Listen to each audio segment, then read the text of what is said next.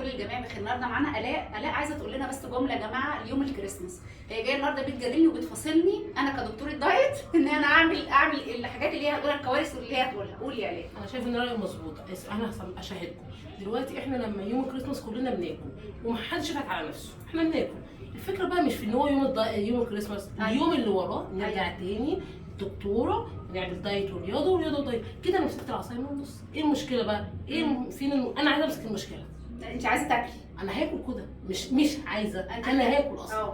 انا بس بقى يعني اديت الخلفيه بس. والجمهور كمان اديتي له الخلفيه. هم انا شايفه ان هم بيبقوا. طب تعالي نعمل فويس. طب احنا خلينا يا جماعه نعمل تصويت، هتاكلوا ولا مش هتاكلوا؟ الراي انا الصح. خلاص ماشي، احنا هنستنى. بس انت لو جيتي زايده. لا، ما هو انا كده ممكن ابقى زايده. مش ممكن، هي اكيد.